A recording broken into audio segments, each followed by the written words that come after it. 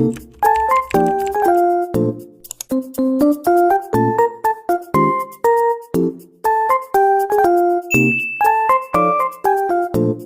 teman-teman, Assalamualaikum warahmatullahi wabarakatuh. Welcome back to my video. Hari ini mari kita bahas lagi latihan soal-soal untuk persiapan tes P3K dan SKB Bidan ya. Sebelumnya jangan lupa dulu di like, komen, dan juga subscribe channel ini agar channel ini terus berkembang. Lalu nyalakan juga loncengnya ya, biar dapat notif video terbaru dari aku. Soal nomor 1, seorang perempuan usia 23 tahun P1A0 melahirkan 6 jam yang lalu di RS dengan usia gestasinya 32 minggu. Hasil anamnesis, ibu ingin memberikan ASI kepada bayinya. Hasil pemeriksaan KU bayi, tekanan darahnya 110/70, pernapasannya 22 kali per menit, suhunya 36,9 derajat Celcius, dan kolostrumnya sudah keluar. Kontraksi uterusnya baik, refleks hisap lemah, dan refleks menelannya bagus, positif ya. Bagaimana cara pemberian ASI yang tepat sesuai dengan kasus tersebut? A. Memberikan ASI melalui selang OGT. B. Memberikan ASI melalui selang NGT. C. Memberikan ASI melalui menggunakan sendok. D. Memberikan ASI menggunakan botol. Dan E. Memberikan ASI secara langsung. Oke teman-teman, silakan kalian jawab terlebih dahulu, bisa di pause si videonya ya. Nah, sekarang kalian sudah menjawab. Jawaban yang tepat itu adalah C ya teman-teman, di mana kita harus memberikan ASI-nya menggunakan sendok. Kenapa? Karena di data di soal ini dijelaskan bahwa refleks hisapnya lemah, jadi dia belum bisa menghisap teman-teman. Tapi di sini refleks menelannya positif, jadi bayi bisa diberikan ASI melalui sendok. Terus gimana kalau misalkan refleks hisap lemah, refleks menelan lemah? Nah, itu baru menggunakan OGT. Terus ada lagi kalau misalkan refleks hisapnya bagus, terus refleks menelan bayinya juga bagus. Nah, itu bisa memberikan ASI-nya secara langsung karena dia bisa menghisap gitu. Nah, untuk penjelasannya ini lebih lanjut di slide berikutnya ya. Nih, kalau misalkan bayi refleks hisap lemah, refleks menelan bagus, berarti pakai sendok ya, seperti yang di soal tadi. Terus kalau bayinya menghisap kuat, terus menelannya juga bagus, nah berikan ASI-nya secara langsung. Tapi kalau refleks hisapnya dan menelannya kurang atau negatif, itu bisa memberikan ASI-nya dengan menggunakan metode OGT gitu. Kita lanjut lagi ke soal berikutnya ya. Soal nomor 2, bayi umur 8 bulan tidak mendapatkan ASI, hanya mendapatkan pendamping dan kadang susu formula. Bayi dititipkan ke penitipan bayi dan rutin diberikan stimulasi, sehingga perkembangannya menjadi normal. Intensitas interaksi dengan orang tua hanya ketika malam hari. Apakah kebutuhan dasar yang perlu diberikan pada kasus tersebut?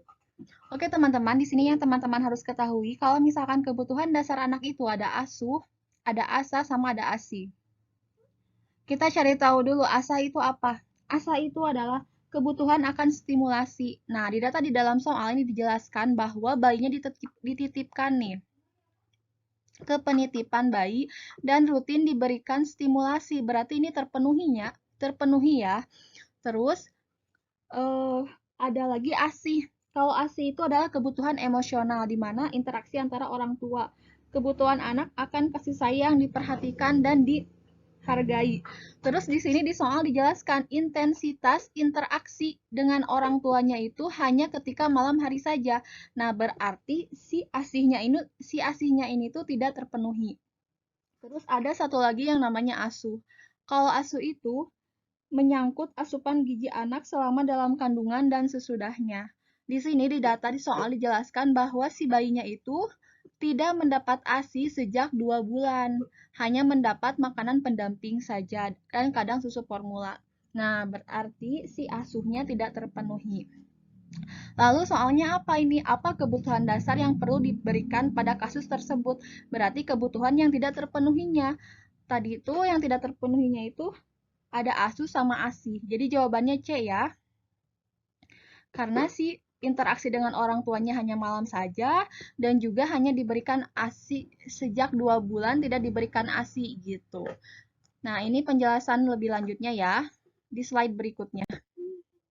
Nih, 3 kebutuhan dasar anak, di mana kalau asahnya itu terpenuhi, karena diberikan stimulasi perkembangan, walaupun dititipkan, terus si asihnya tidak terpenuhi, karena intensitas dengan orang tua hanya malam hari, dan asuhnya tidak mendapatkan ASI sejak 2 bulan. Kita lanjut lagi ke soal berikutnya ya. Soal nomor 3, seorang anak laki-laki umurnya 36 bulan dibawa ibunya ke posyandu untuk mendapatkan vitamin A. Keluhannya tidak ada, hasil pemeriksaannya suhunya 37 derajat Celcius, pernapasannya 38 kali per menit, nadinya 90 kali per menit. Apakah warna kapsul vitamin A yang akan diberikan bidan pada kasus tersebut? A. Biru, B. Merah, C. Kuning, D. Hijau, E. Hitam.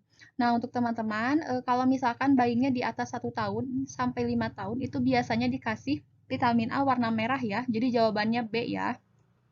Tapi kalau anak-anak di bawah 1 tahun, di atas 6 bulan, itu biasanya diberikan satu vitamin A berwarna biru.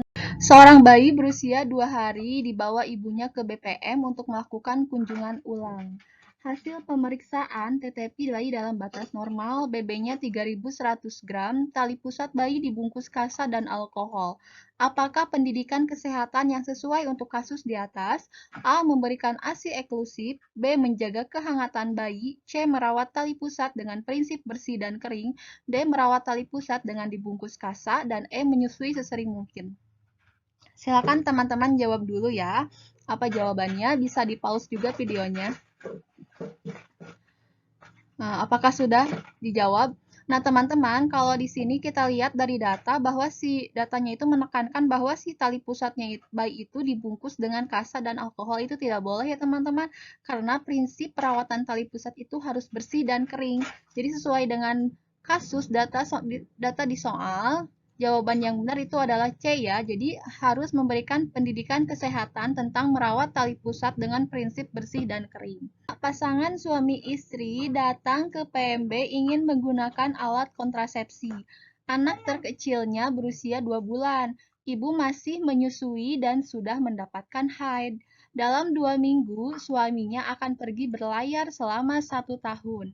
TTP dalam batas normal. Apakah alat kontrasepsi yang Anda tawarkan? A. IUD, B. Minifil, C. Kondom, D. Implan, dan E. Mal. Silakan teman-teman jawab dulu. Bisa kalian pause juga sih videonya.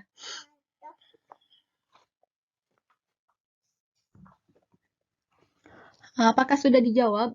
Nah, untuk teman-teman, di dalam soal ini kan kita tahu ya bahwa si istrinya itu adalah postpartum 2 bulan nih.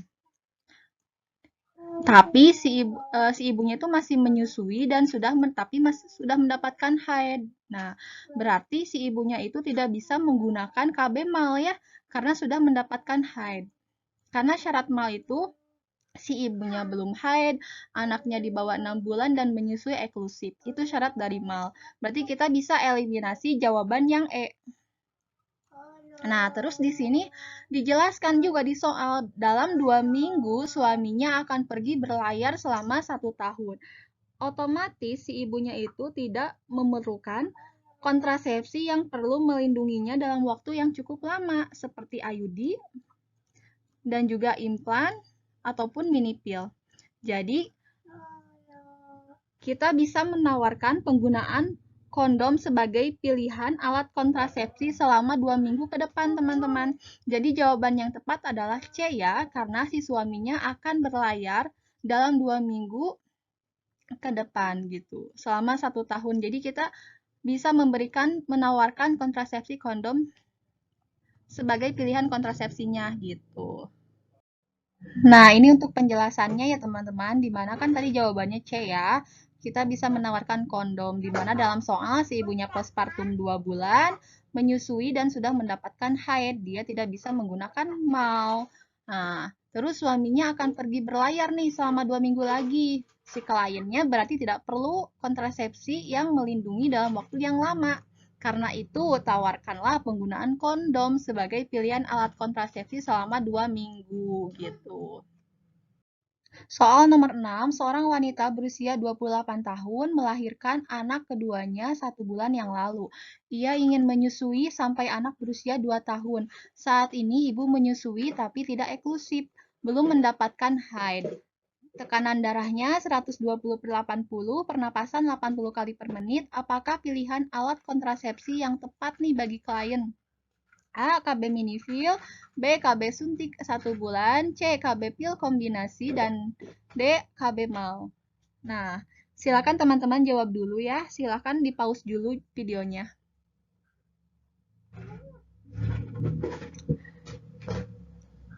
Apakah sudah dijawab? Nah, untuk teman-teman, di sini kan si ibunya itu ada apa sih? Melahirkan anak 1 bulan yang lalu, berarti dia masih masa nifas ya. Cuman dia tuh di sini dijelaskan bahwa saat ini si ibunya itu tidak menyusui, tapi saat ini si ibunya menyusui tapi tidak eksklusif. Nah, berarti ini tidak bisa si ibunya itu menggunakan KB mal ya. Kita bisa eliminasi karena syarat dari KB mal seperti yang sudah saya bilang bahwa si ibunya itu harus menyusui eksklusif, belum mendapatkan haid, dan bayinya belum berusia 6 bulan gitu. Nah, si ibunya tidak terpenuhi syarat malnya karena tidak menyusui secara eksklusif. Terus di sini kan si ibunya ingin menyusui sampai 2 tahun dan masih dalam masa nifas. Berarti kita tidak boleh memberikan KB pil kombinasi ya yang ada hormon estrogennya gitu. Suntik 1 bulan juga itu ada hormon estrogennya. Jadi kita tidak boleh memberikan KB suntik 1 bulan dan pil kombinasi. Jadi kita bisa eliminasi jawaban B sama C. Berarti jawaban yang tersisa adalah KB mini pil.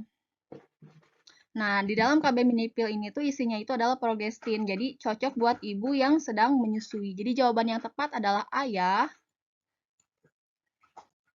Nah, ini untuk pembahasannya. Jawabannya A, KB mini pil, di mana si ibu tidak boleh menggunakan mal karena menyusui tidak eksklusif, dan pilihan alat kontrasepsi bagi ibu adalah kontrasepsi progestin atau mini pil. Oke teman-teman, cukup sekian video pembahasan kali ini. Terima kasih sudah menonton video aku. Sampai jumpa lagi di video selanjutnya. Untuk teman-teman yang ingin rekomendasi soal maupun buku, silakan teman-teman lihat di description box atau di keranjang YouTube-nya ya. Oke teman-teman, Assalamualaikum warahmatullahi wabarakatuh.